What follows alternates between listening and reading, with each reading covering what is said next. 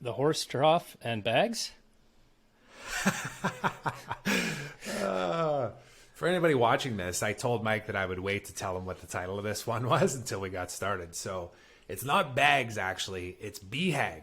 So big, hairy, audacious goals. Aha. Yes. Yes. I like it. I was kind of confused, and I was like, that could only be an abbreviation or an acronym for something. For something. Exactly.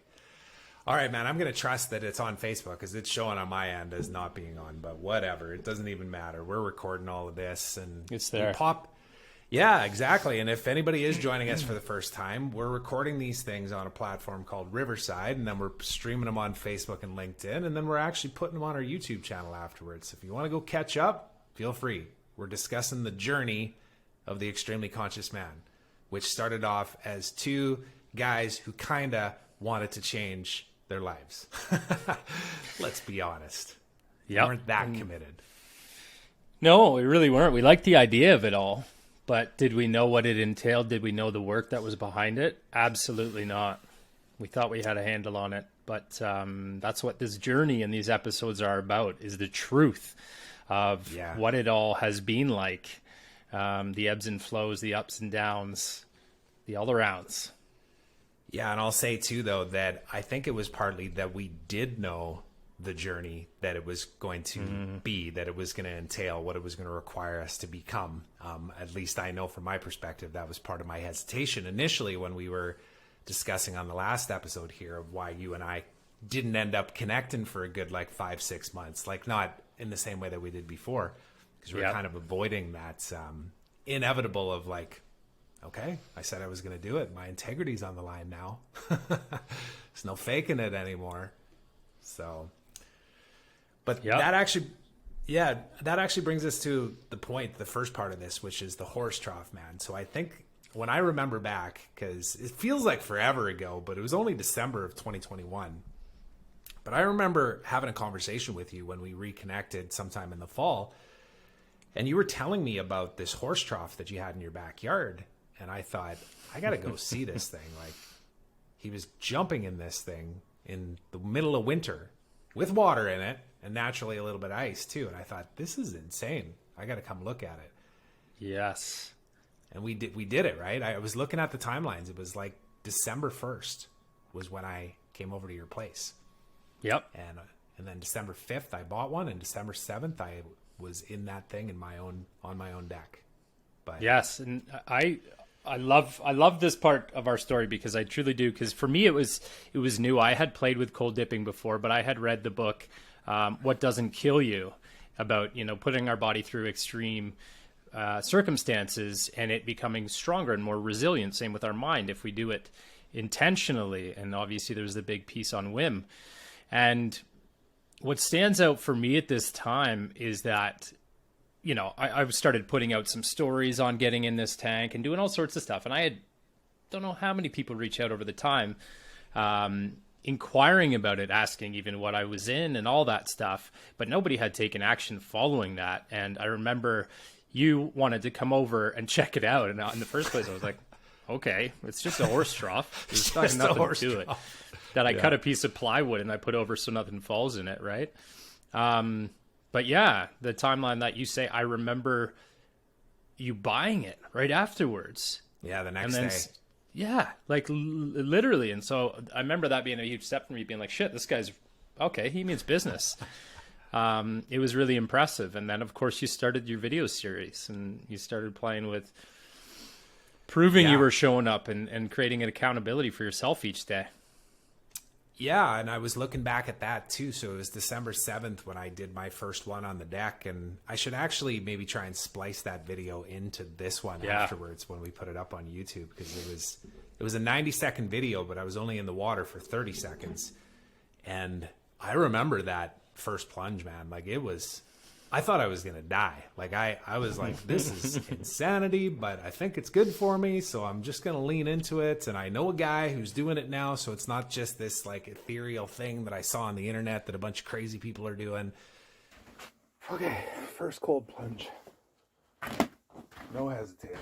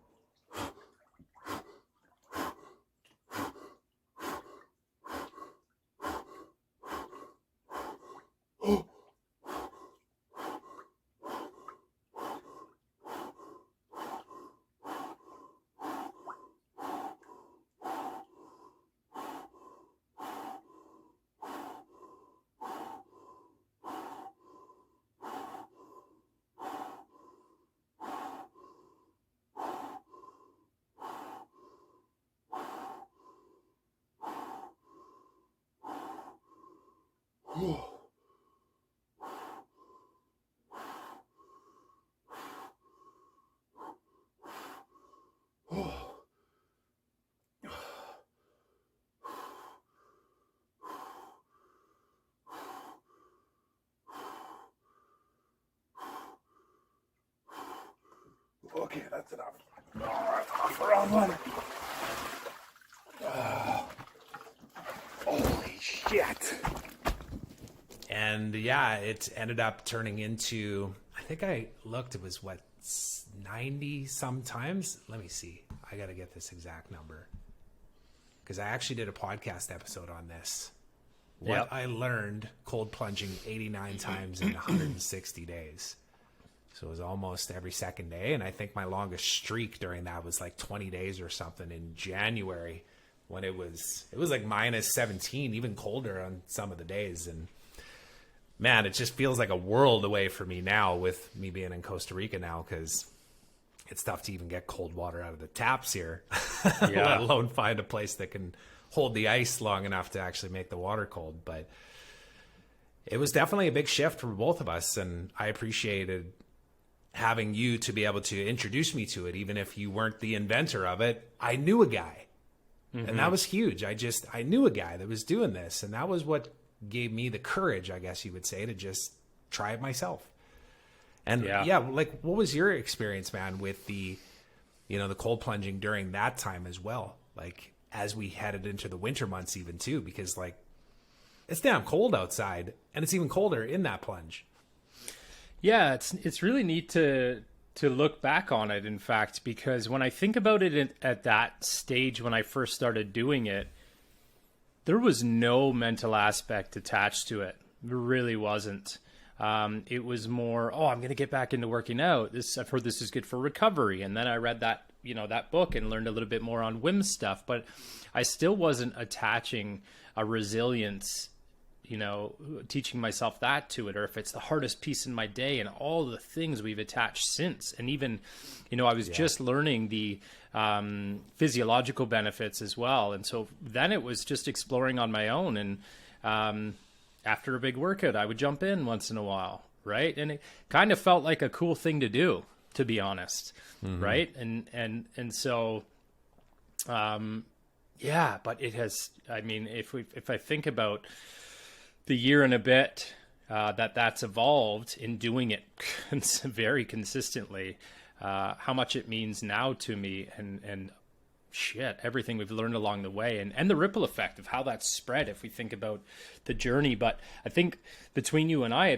that became a really strong connection point, right? It was, you started sending me these videos, and I remember being at first like, I don't really care you're getting in the tank. Cool, it's awesome. I love that he's grabbed onto this, but it's kind of weird. You're sending me shirtless photos all the time, and but no, it's funny how that evolved, right? And how our kids, even at those times, started to get the interest in it. I remember seeing your kids on the deck and being like, "Oh, that's awesome!" They're asking questions, and it slowly became this big piece to our journey. Yeah, and most of those videos, I remember that too, because I was going in the evenings typically, so I was probably firing those over to you at like 11 p.m. at night or some crazy ass thing. But the other thing that I remember about the cold stuff, and then I want to talk about the BHAGs as well too, is when I was first doing it, I just naturally defaulted to wanting to document the journey. So I would turn my phone on, I would just set it up on a towel and document myself getting in and getting out, and then I kept track of the times, right? What we measure, we improve. And it was really satisfying to do it. And then I started actually speaking into the camera and just speaking out loud what I was learning, what I was experiencing, the frustration I was feeling in life, everything in between. And I remember you saying to me, have you ever thought about just sitting there and doing nothing and just look at the trees and listen to the wind and look at the stars? And I thought, well, that doesn't make any sense, man. Why would I do that? Like, if I can do 2-3 things at the same time, I'm vlogging, I'm self-journaling, and I'm getting the benefits of cold. But that ended up being a big stretch for me. And I was grateful for the fact that you actually said that to me, because I was able to just recognize how much my brain constantly wanted to move as opposed to just settle down and be present in the moment. Yeah, that was a huge turning point for me. Yeah, it's neat. And now that you put it that way, and I remember saying that to you and calling you up a little bit and challenging you on that piece. When I think about that Christmas, I was more into my journey than I had it already since the winter prior, in fact. So I was doing it a lot more intentionally by that time, because I just reflected and remembered the first time I had done it when we had roofers on our roof, and I was throwing snow in it. But by that time, I was getting a lot more intentional with my dips, and I remember playing with it with music. I was timing it to track as well, and then doing a lot of silent ones, because that's where I found the struggle. You know, is settling the mind. I think we're very similar there, and sales and marketing brains of constantly thinking about, okay, why am I doing this? What am I doing this for? What's next? Where am I? Like all of these things. Yeah. And music brings us that distraction, right? That piece to focus on. Whereas silence, all we have the ability to face is what's going on in our minds, truly, and either let it stress us out, surrender to it, or let it pass by and eventually find that calm and that quiet. Well, our whole body is telling us, get the fuck out of this tank. Get the fuck out, no doubt. So, yeah, and of course at that time, like, just in full transparency for everybody that's watching and listening to this, you know, we were still at the early stages of really truly committing to creating change in our lives and being better versions of ourselves and everything else. And you reminded me too that at Christmas time, I actually popped over and we had the fireball night too. I don't think I've had a night like that since, man. It was one of those kind of like, all right, let's get at it, you know? yeah, that was Christmas Eve, in fact. I remember we had a bonfire in the backyard. And so, yeah, certainly a time we were still teetering between these worlds of wanting to be better, but not truly showing up for that better version. And I agree with you on that, because I remember we did overdo it that night, or I know I certainly did. And I remember I still read my kids my favorite Christmas Eve story, but thinking back on it the next day, wasn't proud of how I probably did it and things like that, right?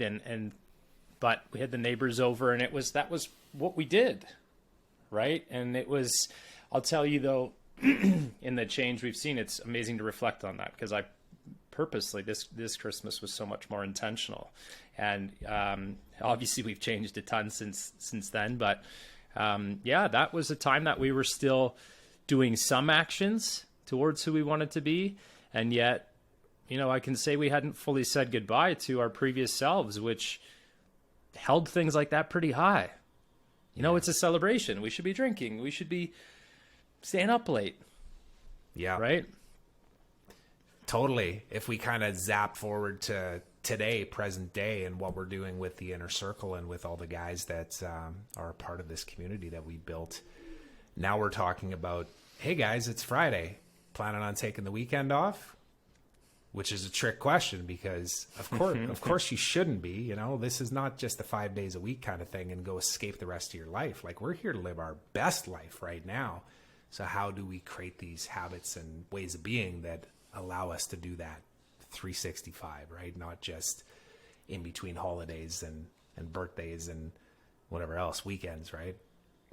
Absolutely. It's a new way of operating that we've adapted to, right? It's not the old way of living for the weekends and then recovering till Wednesday and feeling better by, and then getting after it. It's every day we're showing up for ourselves, first and foremost, our families, and then each other. And now in our inner circle and our Better Man community. And, when we bring up that one of kids, I think that's an important one, because we can talk as much as we want about the fathers and role models we want to be for the world, but it's in our actions that they see so powerfully, right? And that's, for me, a huge piece. Yeah. I know it is for you as well. Yeah. Absolutely, man. And so the second part that I wanted to talk about here too, and I know we got about 4 or 5 minutes or so because we want to keep these under 20, but is the BHAG. So I was just thinking about that first visit as well when I came over to check out the horse trough, and I was hanging out in your office in the big comfy leather chair. And actually, it's funny, I hadn't even thought about this either, but you had an amazing backdrop for, you know, being on your Zoom calls and that type of thing. And you see right now you got all these books and a bunch of just meaningful memorabilia and stuff on the wall. And at that time, you had a big old liquor shelf, I remember. But you also had a whiteboard on there, and I remember there being something about a surf ranch, like those, whatever you call it. I don't even know the exact terminology, but I just think of like Kelly Slater's Surf Ranch, the first. This was the first, yeah. That's. Go ahead, sorry. No, I was just gonna say that was something where I was like, ooh, I'm interested in that too, and not just going and trying it, but like, how can I create this? Imagine if we brought that to Kelowna and in fact, I think I might even said that, and you were like, actually, I've already been down that path before and did this, and this didn't happen, but ultimately, yeah, me too. And that was another big piece of it, man, when I realized that I was around somebody that had big ideas, that maybe was feeling the same way as me, where you didn't maybe pursue it all the way because you didn't have the right people around you, or you didn't have, you know, the means or the whatever, the contacts at the time to actually make it happen. And there was light bulbs going off for me, thinking like, wow, if you and I are thinking at this level, imagine if we were surrounding ourselves with other people that also thought that way, and we could connect these dots. What could we create? And it was just another unlock on the journey of possibility, and excited the shit out of me. Really did.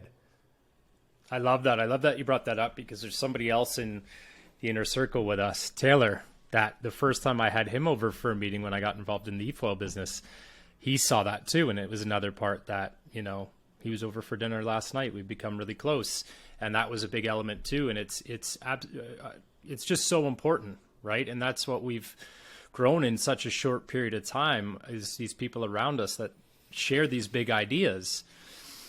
And that's one that, you know, has been stalled. So I'm glad the topic's coming up again too, because it is one that I explored. You know, I talked to a couple of the companies that build them and went down all sorts of paths. But ultimately, it was that I didn't have other dreamers around me that were willing to grab onto that with me and run with it. And so I hit a dead end where I just kind of let it fall away, and other priorities and things. But it absolutely is a huge piece to our journey, because we believe in, you know, limitless potential for ourselves and one another. And when you believe that, we see things that others really don't believe they could reach for. Yeah. Right? When in our realm, we know they're possible. Totally. And that there's a small separation between an idea and bringing them to fruition when we have all of us working together. And that's what our community has become about as well. Yeah, man, it's the belief, and then it's the reverse engineering of who do I need to become in order to turn that into a reality. And then also, who do I need to surround myself with in order to create what I want to create in this world? Because it's a lonely time trying to do all this on your own, especially if you're doing it from an ego place that says, well, I'm going to do that because then I'm going to be the person that did it. And you and I have actually even ran into this over the last year and a half too, as we built up what this is, the Extremely Conscious Man movements and the Better Man community and the inner circle and the experience and whatnot, is that we're not the only ones that are stepping up to create spaces for men to step into being the best versions of themselves as fathers, husbands, leaders in their communities and their businesses, all that kind of stuff. And I know you and I have even ran into that wall of, well, now we're in competition with these guys, but we very quickly, especially in the last couple of months, recognized that this is not true. No, we're all here collectively shooting for the same thing, which is an elevated consciousness of everybody on this planet, and focusing on the men, because we are men, and we know that our boys are being raised by every single guy on this planet, because they're going to, you know, my kids will probably look at you with more admiration, and vice versa. If they see us out surfing, it'd be like, "Did you see Uncle Mike?" And then your kids would be like, "Did you see Uncle Trevor?" Like, it's just the truth. So it's part of our, or at least I feel it's part of my duty and my purpose to create a space like this, and then also bring in and empower and lift up everybody that's in this space, because this is how we create the change that we're all seeking. Absolutely. It's collaboration, right? And helping get everybody in this space exposure, because the more we can lift up, the better, and it's just what we've explored. Is we know we can go further together when we all support one another. Yeah. And there's been a couple of other things that have already manifested, if you will, in our own realities. I moved our family down to Costa Rica, of course. You now have property in Ontario, as you had envisioned. And we were talking about the yurts and how we can be doing events at your place in the future as well. In December of 2021, there were ideas. 2 guys sitting around staring at a horse trough in a backyard. And now here we are, a year and a half later. And they're no longer dreams, they're reality. And now we're just continuing to step up what those dreams actually look like, because we see the world in a different way. And we're around other people that want to be a part of it. And they're actually helping lift it up. And that's exciting as shit. Like, this is what I always wanted to create. Well, that's what it's about, right? We sat there and we had these chats about, really, we wanted to surround ourselves with like-minded individuals. And now, I mean, on our last men's call on Sunday, we heard some of these other big, audacious dreams from these men, and it was exciting as hell. Mm-hmm. And these are all things that we're going to reflect on a year from now, and a good portion of them are going to be in the works. The momentum's already going to be rolling, just as our vision boards have been, right? And so it's very exciting. Yeah, man. All right. Well, let's wrap it on that one. And, the next one, we're already heading now into 2022, early February 2022. And there was a lot going on in both of our worlds at that time. Big shifts happening in our own, I guess, acknowledgement and recognition of who we are as people in our professional sense. Mm-hmm. And then a choice to say, yeah, I think I'm going to choose who I'm going to be. And yeah, we'll pick it up from there, because that's going to be another good story, I think, for anybody that maybe has that feeling like you and I have had in the past, where you just feel like you're meant for more, to do more, to be more, to have more, but maybe you're a little nervous to take the leap, to jump from that job, or to say that thing out loud, or whatever the case might be. And yeah, I think people will find a lot of inspiration of hearing about your journey on that, and even where I was at that time too. So 100%. I got to take the elevator down to my next meeting here, Trev. I'm sorry. Apologize. See you in a bit. Dad joke out. See you, everyone. Thanks for being here.